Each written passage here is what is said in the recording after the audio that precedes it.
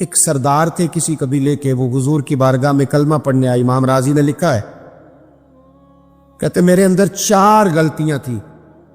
میں شراب بھی پیتا تھا، چوری بھی کرتا تھا، بدکاری بھی کرتا تھا معاذ اللہ، اور جھوٹ بھی بولتا تھا۔ حضور کی بارگاہ میں آیا، عرض کی یا رسول اللہ بچپن سے لے کر یہ بیماریاں لگ گئیں، بڑی کوشش کی، ابا نے بڑا مارا، لوگوں نے بڑا کہا، چھوٹی نہیں، اور میں چھوڑ سکتا بھی نہیں۔ ان کا خیال تھا نا جس طرح ہمارا خیال ہوتا ہے فلانی چیز نہیں چھوڑ سکتے، میں چھوڑ سکتا بھی نہیں۔ حضور ایک چھوڑ سکتا ہوں، ایک چھڑوا لیں آپ اور کلمہ پڑھا دیں۔ حضور نے فرمایا بالکل ٹھیک ہے، تو ایک چھوڑ دے۔ یا رسول اللہ کون سی؟ فرمایا جھوٹ نہیں بولنا۔ کہتے سونے وعدہ ہو گیا۔ سیدھے سادے آدمی تھے، دیہاتی سردار تھے، گھر چلے گئے۔ کہتے جب وہ شراب کے قریب جانے لگا تو دل میں خیال آیا کہ حضور کے پاس شراب پی کے جاؤں گا، اگر کسی نے پوچھا کہ پی ہے تو جھوٹ تو بولنا نہیں، سچ بولوں گا تو حال کیا ہوگا بھلا، وہاں کیفیت کیا ہوگی کہ میں شراب پی کے یہاں آتا ہوں حضور کی بارگاہ میں، مجھ پہ تو حد لگے گی۔ کہتے ہیں لہذا شراب بھی چھوڑ دی، اٹھا کے ماری دیوار کے ساتھ۔ کہتے ہیں میں چوری کی طرف ہاتھ بڑھانے لگا تو میں نے کہا صبح اگر کسی نے پوچھا کہ میری چوری کس نے کی ہے، جھوٹ بولنا نہیں، اور اگر سچ بولا تو سوسائٹی میں عزت کیا رہے گی؟ دفع کرو، جو اللہ نے روکھا سوکھا دیا وہی ٹھیک ہے۔ کہتے ہیں گلی سے گزر رہا تھا، اس عورت نے پھر آواز دی، اس کی طرف جانے لگا اور قریب گیا تو وہ پوچھتی ہے سنا ہے تو نے کلمہ پڑھ لیا ہے؟ کہتے تڑپ گیا، درد سے آنسو چھلکے، اگر میں اس سے جھوٹ بولوں تو حضور نے منع کیا ہے، اور سچ بولوں تو یہ کیا سوچے گی؟ کلمہ پڑھ کے مسلمان ہو کے حضور کا غلام ہو کے یہ انداز ہے۔ کہتے وہاں سے بھی آ گیا، آ کے نہ پیچھے ہو کے بیٹھ گیا، پیچھے حضور تقریر کر رہے تھے، پیچھے ہو کے بیٹھ گیا، غور سے حضور کا چہرہ دیکھ رہا ہوں۔ حضور کی خدمت میں گیا سلام لینے تو محبوب نے مسکرا کے دیکھا تو میں نے کہا سونیا قربان جاؤں، میرا ایک جھوٹ چھڑوایا ہے، میری ہر شے چھوٹ گئی ہے، ختم ہو گیا سارا کچھ ہی، یہ مہربانی ہو جائے گی انشاءاللہ۔ کوشش کریں کہ ہم نے زندگی میں جھوٹ نہیں بولنا، آپ سچ بولیں، تکلیف نہ دیں، کبھی کسی شخص کا مذاق نہ اڑائیں، کبھی کسی کا کوئی عیب نہ گنوائیں، کبھی کسی کو اس کے خاندان کی وجہ سے تانا نہ دیں، کبھی کسی شخص کو اس کے رنگ کی وجہ سے تکلیف نہ دیں، کبھی کسی کی زبان کی لکنت کی وجہ سے اسے پریشان نہ کریں، کبھی کسی شخص کے قبیلے کے باعث اسے آر نہ دلائیں، کبھی تکلیف نہ دیں۔ ایک صحابی نے جب حضرت بلال حبشی سے کہا تھا نا وہ حبشن کے بیٹے، تو نبی کریم نے فرمایا تمہارے اندر سے ابھی جاہلیت کی باتیں نہیں گئی، حبشن کا بیٹا کہتے ہو؟ کوئی عربی، کوئی اجمی، کوئی گورا، کوئی کالا، کسی کو کوئی فضیلت نہیں الا بالتقوی، ان اکرمکم عند اللہ اتقاکم، اللہ کے نزدیک اس کی عزت ہے جو زیادہ پرہیزگار ہے۔ بھائیو ذہنی طور پر لوگوں کو ٹارچر کرنا چھوڑ دے، تکلیف دینی چھوڑ دے، آزمائش میں ڈالنا چھوڑ دے، پریشان کرنا چھوڑ دیں۔ ہم اس طرح کا رویہ کرتے ہیں بعض اوقات کہ جو انتہائی خوفناک ہوتا ہے، کربناک ہوتا ہے، دردناک ہوتا ہے۔ لوگ اپنی زبان سے کچھ کہہ تو نہیں پاتے، کمزور ہوتے ہیں، لیکن اللہ کے حضور جا کے روتے ہیں۔ اس وقت سے ڈریے جب کوئی ہماری شکایت رب کی بارگاہ میں لگائے، جب کوئی کچھ بگاڑ تو نہ سکے پر اللہ رسول کے حضور جا کے کہے کہ اس نے بڑا ستایا ہے، تکلیف دی ہے۔ لیکن ہمارے ہاں تکلیف دینے والے ایک منٹ کا بھی وقفہ کرنے کو تیار نہیں ہوتے۔ اللہ کے پیارے رسول صلی اللہ تعالی علیہ وسلم نے 3 لوگوں کے بارے میں ارشاد فرمایا یہ جنت میں نہیں جائیں گے۔ نسائی شریف میں یہ حدیث موجود ہے۔ یا رسول اللہ صلی اللہ تعالی علیہ وسلم کون کون لوگ؟ ایک فرمایا جو شراب کا عادی ہو، دوسرا فرمایا جو والدین کا نافرمان ہو، پھر تیسرا حضور فرماتے ہیں جو احسان جتلانے والا ہو۔ جنت میں نہیں جائیں گے۔ نیکی کی ہے اب تو بھول جا، اور نیکی کی ہے تو اسے محض اپنے رب کی رضا کے حصول کا ذریعہ سمجھ. تو احسان جتلا رہا ہے، یہاں تک کہ والدین کے ساتھ، بہن بھائیوں کے ساتھ، دوست احباب کے ساتھ، قریبیوں کے ساتھ نیکی کر کے بھی لوگ احسان جتلاتے ہیں، ضائع ہو جاتی ہے نیکی. یعنی عجیب بات ہے نا. حضور فرماتے ہیں احسان جتلانے والا جنت میں نہیں جائے گا، یعنی نیکی کر کے دوزخ خرید لی، احسان کر کے، خرچ کر کے اپنے لیے جہنم کٹھی کر لی. کیوں؟ احسان جتلایا. اس نے بتلایا ہے. یوں تو ہر ایک کو شیطان سے ڈر لگتا ہے، اور مجھ کو اس دور کے انسان سے ڈر لگتا ہے، اور جس کی ہر بات میں پوشیدہ ہو نشتر کی چبھن. شاعر کا تخیل دیکھیے، نشتر کی چبھن، جس کی ہر بات میں پوشیدہ ہو نشتر کی چبھن، ایسے ہر صاحب احسان سے ڈر لگتا ہے. اس طرح کے احسان کرنے والوں سے خوف آتا ہے کہ اللہ بچا ان سے. کچھ لوگ اذیت دیتے ہیں، تکلیف دیتے ہیں، آزمائش میں ڈال دیتے ہیں. کسی کے گھر مہمان چلے گئے، آپ کو چند لمحوں کے لیے جانا ہے، تو آپ وہاں جا کر ایک بڑے زبردست قسم کے انجینئر کیوں بن گئے؟ یہ دیوار پہ کیا کام کرایا ہے، یہ کس سے کرایا ہے، یہ اگر آپ کو میں ایک بندہ بتاؤں، اگر فلاں سے آپ کام، بھئی آپ کو تو بطور مہمان بلایا گیا ہے، آپ کو کس نے کہا ہے کہ آپ انجینئر کے طور پہ دعوت دی ہے؟ آپ آئے، تشریف رکھیے، اور جتنی دیر آپ کو کہا جاتا ہے آپ بیٹھیے، اور پھر اس پر تبصرہ ہے، یہ فرنیچر کہاں سے لیا ہے، یہ قالین کہاں سے آیا ہے، اتنے سوال جواب. بعض دوست ایسے ہوتے ہیں جن سے کہنا پڑتا ہے کہ میرے بھائی آپ مہربانی کریں، ہم آپ کو نہ انجینئر سمجھتے ہیں نہ اچھا ڈیزائنر سمجھتے ہیں، ہم نے تو آپ کو ملنے کے لیے بلایا تھا، آپ آئیے اور جائیے. اور اتنے زیادہ تو مطلب وقت ہی نہیں ہے انسان کے پاس کہ وہ جائے اور اتنے زیادہ تبصرے کرے اور جا کے کسی کو تکلیف دے. آپ کیوں تفتیش کرتے ہیں؟ کس نے اجازت دی آپ کو جاسوسی کریں؟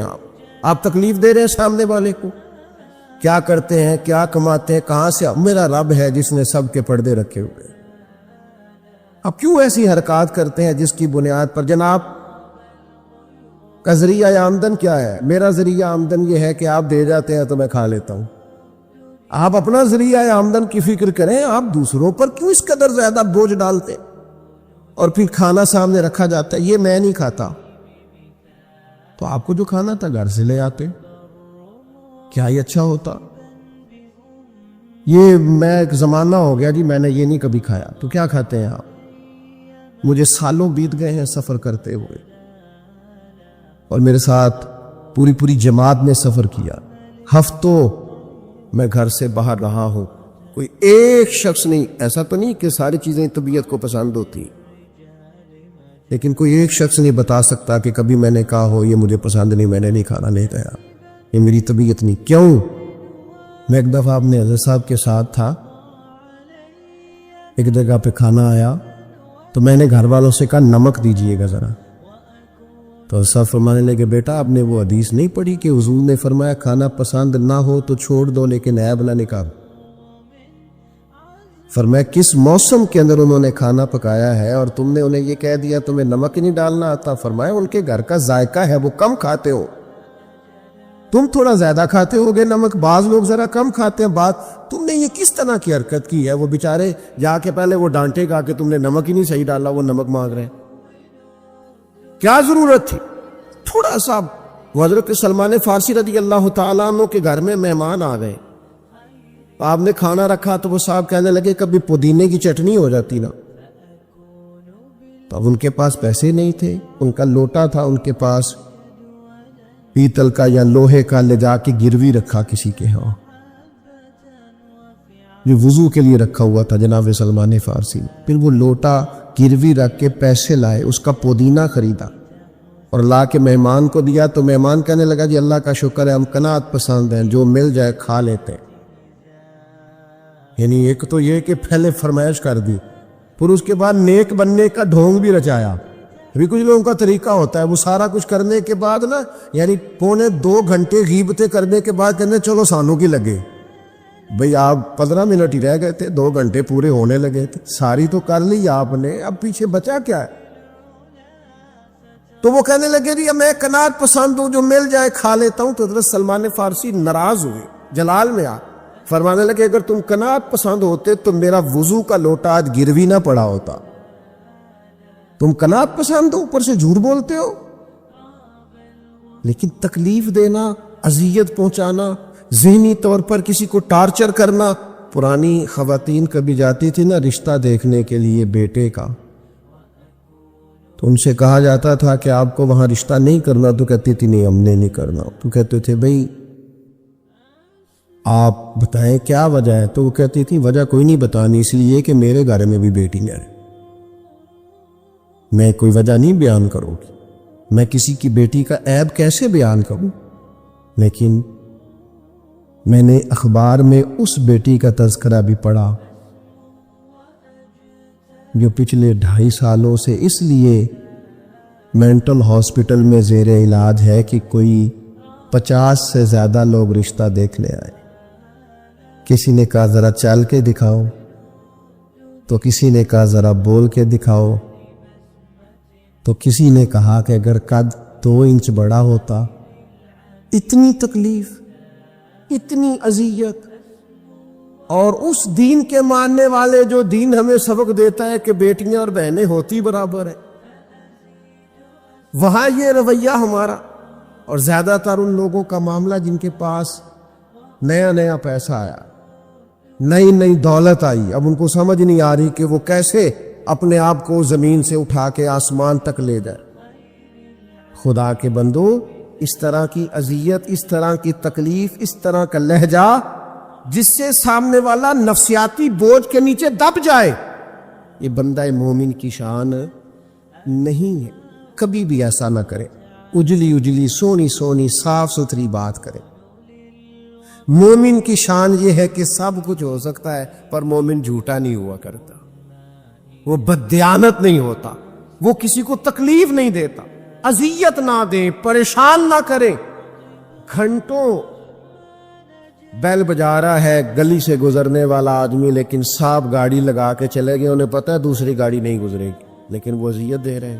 ایک چور، اوپر سے سینہ زور، اگر وہ باہر نکلے ہیں کہ آپ کو جانا ہے اور سامنے گاڑی لگی ہوئی تو وہ نکل کے کہتے ہیں کوئی آگ بجھانی ہے آپ نے، جا کے فائر بریگیڈ کی گاڑی میں بیٹھے۔ نہیں جناب، آگ نہیں بجھانی، لہذا آپ آرام کریں، لگی رہنے دے گاڑی۔ پتہ ہے آپ کو نبی پاک علیہ السلام نے رستے بند کرنے سے منع فرمایا، رستوں کے نشان مٹانے والوں پر لعنت فرمائی۔ جہاں جہاں لکھا ہوتا ہے نا لاہور اتنے کلومیٹر دور ہے، وہاں اشتہار لگا جاتے ہیں لوگ۔ آپ کو پتہ ہے یہاں اشتہار لگانا منع ہے، رستوں کے نشان مٹانے والے کو ملعون کا ہے حضور۔ تکلیف دے رہے اللہ کے بندوں کو، آزمائش میں ڈال رکھا ہے۔ نبی کریم علیہ السلام کے پیارے غلام اور امت کے لیڈر سیدنا عمر فاروق رضی اللہ تعالی مکہ مکرمہ تشریف لے گئے تو پتہ چلا ایک سردار نے روڑے رکھ کے اپنی گلی میں کچھ جگہ اونچی کر لی ہے، لوگوں کو گزرنے میں تکلیف ہوتی ہے، یہ حضرت عمر ہے۔ انہوں نے یہ نہیں کہا کہ مجھے عالمی مسئلہ بتاؤ، گلی محلے کا کیس میں سنوں، جاؤ بلدیہ والوں سے بات کرو، یہ نہیں فرمایا کہ جناب ایک سردار نے گلی میں پتھر رکھ لیے ہیں اپنی کسی سہولت کے لیے، لوگوں کو تکلیف ہوتی۔ جناب عمر درہ لے کے گئے، سردار کے دروازے پہ دستک دی، مکہ مکرمہ میں تھے حضرت عمر، وہ باہر آئے، فرمایا روڑے تم نے رکھے؟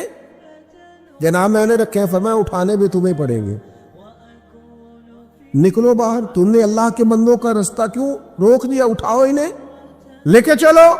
یہاں تو عجیب حالت ہو گئی ہے، آپ کسی کو کہہ کے دیکھیں، اس نے ایک موٹر سائیکل گزارنی ہوتی ہے صرف، لیکن سارے آنے جانے والوں کا رستہ اس نے تھڑی بنا کے روک دیا، اسے کیا لگے؟ اذیت نہ دے، تکلیف میں مبتلا نہ کرے، اللہ کے بندوں کے لیے آسانی کرے، کوشش کرے ہمیشہ کہ اگر ہم کسی شخص کے ساتھ آسانی کر سکتے ہیں، سہولت دے سکتے ہیں تو اسے سہولت دے۔ لیکن وہ ایسا عجیب معاملہ ہو گیا ہے آج کل کہ آپ کسی کو کسی ایسی معاملے میں سمجھانے کی کوشش کرتے ہیں تو وہ الٹا اس پر دلائل دیتا ہے، اور میں نے دیکھا ہے ذہنی تناؤ بڑھ رہا ہے، تفکرات میں انتشار ہے، لوگ پریشان ہیں۔ عجیب و غریب سا الجھاؤ ہے، تھوڑی دیر کی لڑائی کے لیے، تھوڑی دیر جیتنے کے لیے لوگ ایسی ایسی بات کر دیتے جو رات کو سونے نہیں دیتی آدمی۔ دیکھو حضور علیہ السلام نے فرمایا پہلوان تو وہ ہے جو غصے کے وقت اپنے آپ کو کنٹرول کرے، اپنے آپ کو کنٹرول کر لے، غصہ چڑھا ہوا تو پہلوان ہے۔ کیوں ایسی باتیں اپنی زبان سے نکالتے ہیں جو دوسروں کے لیے تکلیف کا باعث ہے، جو اذیت ناک ہو جاتی ہیں، جن کو انسان پھر برداشت کرنے کی طاقت نہیں رکھتا۔ سیدہ عائشہ صدیقہ رضی اللہ تعالیٰ عنہا ارشاد فرماتی ہیں حضور کو جب بھی دو باتوں میں اختیار دیا جاتا، اللہ کے رسول آسان بات کو اختیار فرمایا کر۔ حضور لوگوں کو تکلیف دینا پسند، کبھی ایسا نہیں ہوا کہ کوئی مشکل حکم نبی کریم صلی اللہ تعالی علیہ وسلم نے دیا ہو۔ آسانیاں پیدا کریں لوگوں کے، کوشش کریں ہمارا وجود کسی کے لیے بوجھ نہ بنے، ہماری طبیعت کسی کے لیے تکلیف کا باعث نہ بنے، ہمارے لب و لہجے سے، ہمارے اٹھنے بیٹھنے سے کسی شخص کو کسی قسم کی کسی تکلیف کا سامنا نہ کرنا پڑے۔ بے ضرر زندگی خوبصورت زندگی ہوتی، بے ضرر۔ میں نے پہلے بھی کہا تھا پھر کہتا ہوں، کچھ داماد صاحب ایسے ہوتے ہیں کہ جو آ جائے نا گھر میں تو سسرال والوں کو مصیبت بنی ہوتی، اور کہتے ہیں چودھری صاحب آ گئے، بڑی تکلیف کا باعث ہوتا ہے وہ، اور وہ سارا کھانا پینا بھی کھاتا ہے، آرام بھی کرتا ہے، اور جاتی دفعہ اپنی بیوی سے کہتا ہے تیرے پیکے میری عزت نہیں کر رہے،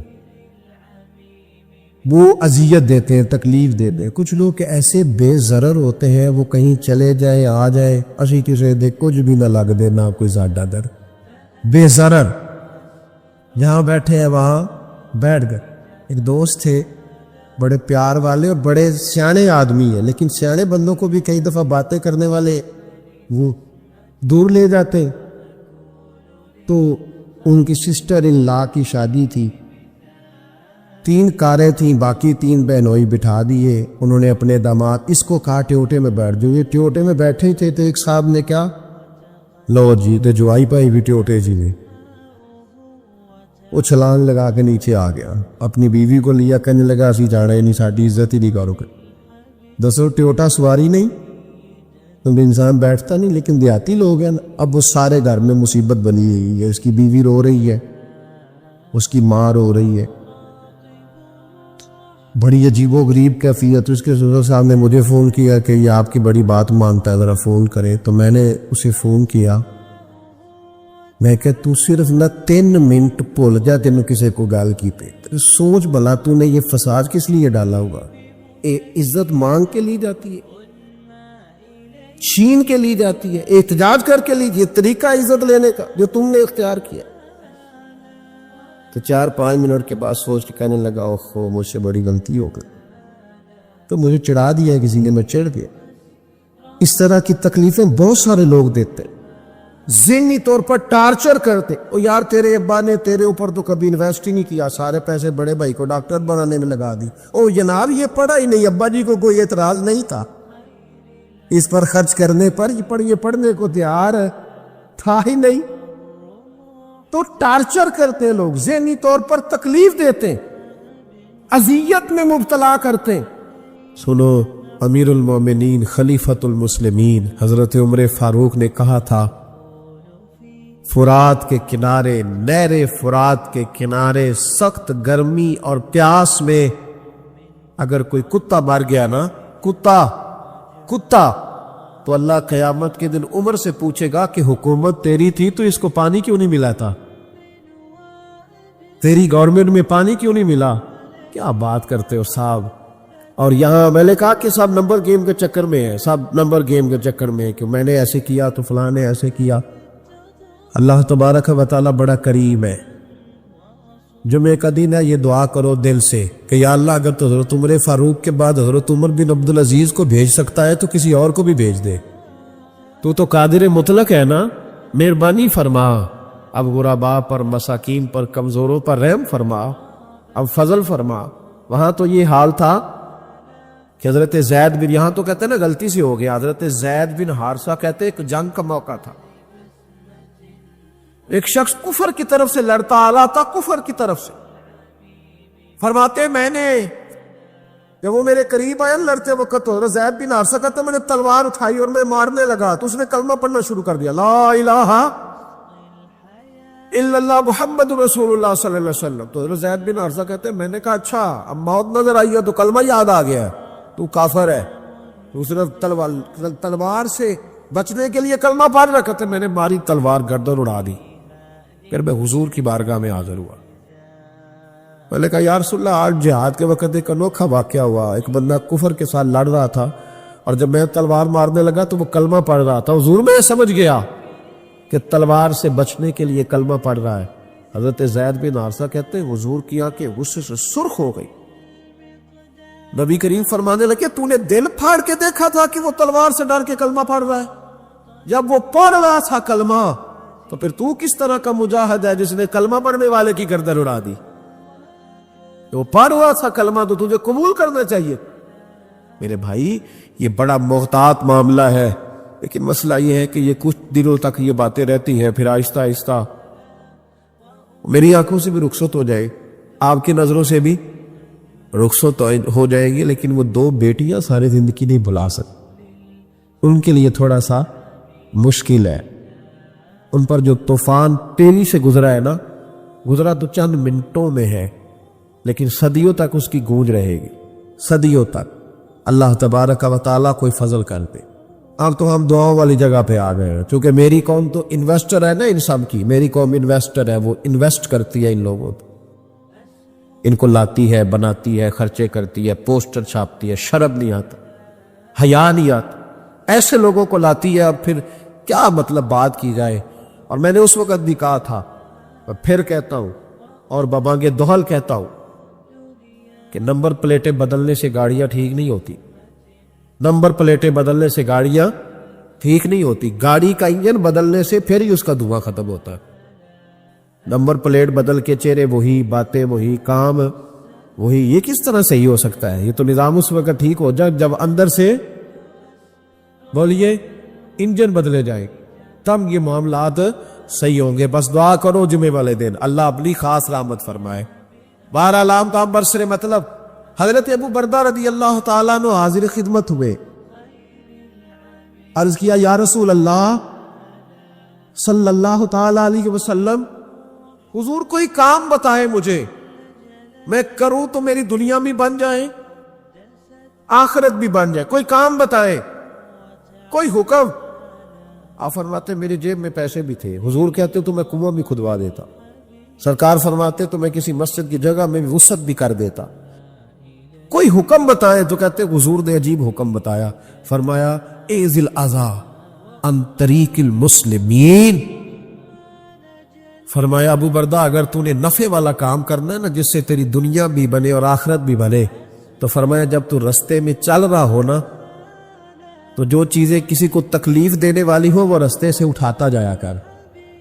وہ چیزیں رستے سے مشکل کام ہے، خاصا مشکل ہے نا جی. رستے سے چیزیں اٹھاتے جایا کر. یہ وہ کام ہے جس سے تیری دنیا بھی بنے گی اور تیری آخرت بھی بنے. تجھے نفع ملے گا. تکلیف دینے والی چیزیں رستے سے اٹھا. حضرت خواجہ نظام الدین محبوب الہی رحمت اللہ علیہ کا ایک مرید آیا، کہنے لگا حضور لوگ بڑا تنگ کرتے، اب میں بھی تنگ ہی کروں گا. ہمارا دعویٰ ہے نا کہ میں اچھے کے ساتھ اچھا ہوں اور برے کے ساتھ، یہ کوئی کمال کی بات ہے. برے کے ساتھ تو سارے ہی برے ہوتے ہیں، اچھے کے ساتھ تو سارے ہی. کمال تو یہ ہے کہ میں اچھے کے ساتھ بھی اچھا ہوں اور برے کے ساتھ بھی اچھا ہوں. یہ کمال ہے. یہ کاہے کا کمال ہے کہ جس طرح کا وہ اس طرح کا؟ یہ کوئی کمال نہیں. میرے بھائی حضرت جناب خواجہ صاحب رحمت اللہ علیہ سے حضرت محبوب الہی سے وہ مرید کہنے لگا حضور آپ ہمیشہ درگزر کی باتیں سناتے ہیں، لوگ تنگ کرتے ہیں. اب میں نے فیصلہ کر لیا ہے کہ جو میرے رستے میں کانٹے بچھائے گا میں بھی اس کے رستے میں کانٹے بچھاؤں گا. تو آپ فرمانے لگے بیٹا نہیں، کوئی کانٹے بچھائے تو کانٹے اٹھا لیا کر. اس نے کہا حضور نہیں میں نے بھی کانٹے بچھانے ہیں. تو آپ فرمانے لگے آدھی سڑک پہ تو نے بچھا دیے، آدھی پہ اس نے بچھا دیے، تو جتنے لوگ گزرے گے سب کے پیر زخمی ہو جائیں گے، پھر تو سارا روڈ کانٹوں سے بھر جائے گا. کوئی اٹھانے والا بھی تو ہونا چاہیے نا, کوئی کانٹے چننے والا بھی ہونا چاہیے, کوئی ایسا شخص موجود ہو جو رستوں کے کانٹے اٹھائے. میرے بھائی, راہ کے ہم پر حقوق ہے, رستے کے ہم پر. نبی پاک صلی اللہ علیہ وسلم نے رستے میں بیٹھنے پہ منع کیا, لیکن فرمایا اگر بیٹھنا ہے تو تمہیں 5 کام کرنے پڑیں گے. گرمیوں میں جس کا دل کرتا ہے نا کہ کھلی ہوا میں بیٹھوں, بیٹھ لے, پر 5 کام کرے, یہ بخاری ہے. جس کا دل کرتا ہے نا سردیوں میں گلی میں بیٹھوں, دھوپ لوں, تو پھر وہ کتنے کام کرے گا؟ بولیے یا رسول اللہ صلی اللہ تعالی علیہ وسلم کیا کیا کرے تو رستے میں بیٹھنے کی اجازت ہے؟ تو نبی پاک صلی اللہ علیہ وسلم نے فرمایا رستے کا حق ادا کرو, 5 کام کرو. یا رسول اللہ کون کون سے؟ فرمایا اگر رستے میں بیٹھنا ہے تو نظریں نیچی کر کے بیٹھو, اس کو بھی اس کو بھی, آنے والے کو بھی اور جانے والوں کو بھی دیکھنے کی تمہیں اجازت. رستے میں بیٹھنا ہے تو پھر نظریں نیچی کر کے بیٹھو. رسول کریم علیہ السلام نے فرمایا رستے میں بیٹھنا ہے تو دوسری شرط ہے. یہ شرطیں 5 لگائی نبی پاک نے, یہ بخاری ہے. فرمایا رستے میں بیٹھنا ہے تو دوسری شرط تمہارے لیے یہ ہے کہ جتنی چیزیں تکلیف دینے والی رستے میں پڑی ہوگی وہ بیٹھنے والے نے اٹھانی ہے. اس نے ایک نیا وہاں بیٹھ کے اذیت والا کام نہیں کرنا, بلکہ اس کی ذمہ داری ہے چونکہ رستے میں وہ بیٹھا ہے, تکلیف دہ چیزیں اٹھائے گا. اور تیسری شرط نبی کریم علیہ السلام نے فرمایا تم پر ضروری ہے کہ تم نے سلام لینے والے کا جواب جلدی دینا ہے. رستے میں بیٹھ رہے تو سلام لینے والے کا جواب جلدی دینا ہے. اور چوتھی شرط یہ ہے کہ تم نے رستے میں بیٹھے بیٹھے نیکی کا حکم دینا ہے اور برائی سے منع کرنا ہے. یہ 5 کام کرنے ہیں, پھر تمہیں رستے میں بیٹھنے کی اجازت ہے. یہ رستے کا حق ہے, اس کو ادا کرو تو رستوں میں بیٹھو. لیکن اگر صرف غیبتیں کرنے بیٹھنا ہے, اگر معاذ اللہ صرف لوگوں کو دیکھ, اور اپنے بزرگوں کو یہ کام کرتے دیکھا, ہمارے حاجی ابو داؤد محمد صادق صاحب رحمۃ اللہ علیہ نا گلی سے گزر رہے تھے, سنگی ان کے ساتھ تھے, تو کہتے ہیں کہ ایک بی بی بغیر پردے کے جا رہے تھے, نیکی کا حکم کرنا اور برائی سے, بچی کو بغیر پردے کے جا رہی, تو ایسا فرمان لگے پتر پردہ کر. بچی کسی امیر گھر کی تھی, کچھ پڑھی لکھی بھی تھی, غصہ کر گئی, پتر پردہ کر. اس طرح منہ کیا, پتر پردہ کر, مسلمانہ دیے تھی پردہ کر دیا نے. وہ کہنی بابا جا اپنا کام کر. ایسا فرمانے نے پتر میں کام بھی لگا, میرا ہی کام بھی صبح شام, میں کام بھی لگا, اور بڈھے کے بارے میں اور کی کردا ہے, میرا صبح شام کام یہ جڑا بندہ کام کرے انہوں چنگا دسنا, جڑا چنگا کرے وہ استقامت دی دعا کرنا. میں کام ہی لگا ہوا, میری ڈیوٹی یہی ہے. تو بچی مسکرا پڑی, کہنے لگی بابا دیا تو جواب ہے, پر تیرے لفظوں میں مٹھاس بڑی ہے. اس نے اسی وقت نقاب کر لیا. رستے میں بیٹھنا ہے تو رستے کا حق بھی ادا کرنا ہے, ڈیوٹی کرنی ہے. ایسے تھوڑی ہے کہ راہ میں بیٹھ جائے. ابو داؤد شریف میں حدیث ہے, نبی پاک علیہ السلام کے صحابی حضرت سہل بن معاذ رضی اللہ تعالی, حضرت سہل بن معاذ رضی اللہ تعالیٰ عنہ کہتے ہیں حضور کے ساتھ ایک جہاد پہ گئے. مجاہدین کے ساتھ سامان ہوتا ہے, سامان سفر. کہتے ہیں کہ جگہ ہم نے پڑاؤ کیا تو رستے تھے وہاں, تو رستوں میں تھوڑا صحابہ نے سامان رکھ دیا. ہمارے ہاں تو جو آدمی بڑی گاڑی میں بیٹھا ہو اس کو تو آپ ہارن بھی نہیں دے سکتے, سوال ہی نہیں پیدا ہوتا, اس لیے کہ وہ جس گاڑی میں بیٹھا ہے اس لیول کا اس کا روب ہے نا جناب, اس کو تو آپ ہارن بھی, اور اگر آپ نے دے لیا تو وہ شیشہ نیچے کرے گا, تو کہے گا تو جڑی آگ بجھاڑی تو لنگ جانا پہلا. چونکہ وہ اب اس کی مرضی ہے, چونکہ شہنشاہ وقت چڑھے ہوئے ہیں. اور پارکنگ کا مسئلہ اتنا خوفناک ہے کہ بڑے بڑے سیانے بندے گاڑی کے پیچھے گاڑی لگا دیں, آپ ڈھونڈتے پھریں, اللہ خیر کر. اس کو پتہ ہے کہ گزرنا ہے, اس کو خبر ہے کہ یہ گاڑی والے کو تکلیف ہوگی, لیکن بس گزر جائیں گی. شریعت اسلامیہ کے اندر ان چیزوں کی اجازت نہیں. آپ کیسے رستہ روک سکتے ہیں کسی کا؟ یہ رفائی جگہ ہو گئی, ختم ہو گیا معاملہ. حضرت سہل بن معاذ رضی اللہ تعالیٰ عنہ فرمانے لگے, یہ ابو داؤد شریف ہے, فرماتے مجاہد تھے, جہاد کرنے گئے تھے, تو تھوڑا تھوڑا ہمارے ساتھ سامان تھا, رستوں میں رکھ دیا. اس علاقے کے کچھ لوگوں نے آ کے عرض کی, یا رسول اللہ صلی اللہ علیہ وسلم ہمارے رستے تھے, ہم نے گزرنا تھا, اور مجاہدوں نے پڑاؤ کیا تو سامان رکھ لیا ہے. نبی کریم علیہ الصلوۃ والسلام نے ایک شخص کی ڈیوٹی لگائی، ابو داؤد شریف پڑھ رہا ہو، اس کو یاد رکھنا، حضور نے ڈیوٹی لگائی، فرمایا جاؤ جا کے اعلان کر دو کہ جس شخص نے کسی کا رستہ روکا ہے اس کا کوئی جہاد نہیں، اس مجاہد کا کوئی جہاد، اس کو کوئی ثواب نہیں جہاد، رستہ روک کے کھڑا ہے لوگوں کا، اذیت دے رہا ہے، یہ کون سا جہاد کرے؟ کوئی اس کا تعلق نہیں اس بات سے، اسے کوئی اجر نہیں ملے گا، رستے پہ کھڑے ہو کے چلے جانا، شادیوں پہ، بیاہوں پہ، جہاں مرضی ٹینٹ لگا لینا۔ اور اللہ تعالیٰ خیر فرمائے، رات کے وقت بڑا لمبا ایک رستہ ہم نے طے کیا، اور جب ہم وہ رستہ طے کر کے ایک جگہ پہ پہنچے تو بجری کا ڈھیر تھا، کیا کر سکتے ہو، کدھر گاڑی جائے؟ اور بعض اوقات آپ ایسی جگہ پہ الجھ جاتے ہیں جہاں سے گاڑی بیک بھی نہیں جا سکتی، لیکن وہ جس نے گرائی ہے وہ مالک ہے گلی کا، وہ کہتا ہے 4.5 فٹ میں نے جگہ چھوڑی ہوئی ہے، کسی کی ضرورت ہے جو مجھے کہہ سکے؟ بھئی یہ شارع عام ہے، اب تیری ملکیت، خدا کا خوف کر، تھوڑا سا خیال کر۔ موٹر سائیکل کھڑی کرنے والا اس احتیاط سے موٹر سائیکل نہیں کھڑی کرتا کہ کوئی اگر گزرنا چاہے گا تو اس کے لیے آسانی ہو۔ ہم سمجھتے ہیں دین تو نماز پڑھنے کا نام ہے، دین تو کالا بکرا ہر جمعرات کو ذبح کرنے کا نام، دین تو اچھی اچھی تقریریں کرنے کا 1.5 گھنٹہ جو ہے وہ محفل سجانے کا نام دین ہے؟ یہ کون معاملہ ہے؟ جدھر دل کیا جو مرضی کرے، اور آپ کہہ نہیں سکتے، سوال نہیں پیدا ہوتا۔ اگر آپ کہیں گے تو پھر لوگ کہیں گے کہ جناب اتنی کاہے کی جلدی ہے، آپ کو کیا مسئلہ ہے، آپ نے کہاں جانا ہے، بس 5 منٹ میں آیا ہوں۔ آپ تھوڑی احتیاط کریں۔